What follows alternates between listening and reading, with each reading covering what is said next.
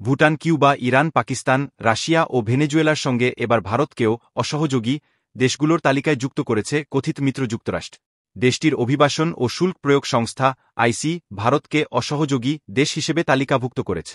আইসির বরাত দিয়ে শুক্রবার 13 ডিসেম্বর ভারতীয় সংবাদমাধ্যম ইন্ডিয়া টুডে এক খবরে জানিয়েছে, মার্কিন কর্তৃপক্ষ এই তালিকায় এমন দেশগুলোর নাম উল্লেখ করে থাকে যারা প্রত্যর্পণ প্রক্রিয়ায় যথাযথ সহযোগিতা করে না। আইসি জানিয়েছে, তালিকাভুক্ত দেশগুলো সাক্ষাৎকার গ্রহণ, সমঝমতো ভ্রমণ নথি ইস্যু ও নির্ধারিত ফ্লাইটে নাগরিকদের ফেরত নিতে প্রয়োজনীয় সহযোগিতা প্রদানে ব্যয়। খবরে বলা হয়, নবনির্বাচিত মার্কিন প্রেসিডেন্ট ডোনাল্ড ট্রাম্পের প্রশাসন যুক্তরাষ্ট্র থেকে 14,50,000 অবৈধ অভিবাসীকে বিতাড়িত করার পরিকল্পনা করেছে। এর মধ্যে ভারতীয় অভিবাসী 18,000। আইসি এর তথ্য অনুযায়ী, সাম্প্রতিক বছরগুলোতে যুক্তরাষ্ট্রে অবৈধভাবে প্রবেশের চেষ্টাকালে প্রায় 90,000 ভারতীয়কে আটক করা হয়েছে, যাদের অধিকাংশই পাঞ্জাব, গুজরাট এবং অন্ধ্রপ্রদেশে।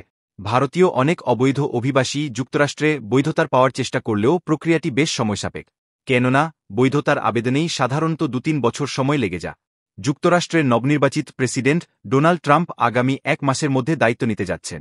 ট্রাম্প তার নির্বাচনী প্রচারণায় অভিবাসন নীতি কঠোর করার অঙ্গীকার করেছিলেন। তিনি যুক্তরাষ্ট্রের ইতিহাসে বৃহত্তম প্রত্যর্পণ প্রক্রিয়া পরিচালনার পরিকল্পনা করেছেন। ফলে চূড়ান্ত আদেশপ্রাপ্ত হাজার হাজার ভারতীয় অভিবাসীকেও ফেরত পাঠানো হতে পারে। যুক্তরাষ্ট্রের এই পদক্ষেপ ভারত মার্কিন কূটনৈতিক সম্পর্কেও চ্যালেঞ্জ তৈরি করতে পারে বলে মনে করেন বিশেষজ্ঞরা। এর মধ্যে আরও খারাপ খবর পেয়েছে ভারত। দেশটিকে দেওয়া সবচেয়ে সুবিধাপ্রাপ্ত দেশের MFN মর্যাদা বাতিল করেছে ইউরোপের দেশ সুইজারল্যান্ড। এর ফলে দুই দেশের বাণিজ্য ও অর্থনৈতিক সম্পর্ক নতুন করে চ্যালেঞ্জের মুখে পড়তে পারে বলে আশঙ্কা তৈরি হয়েছে।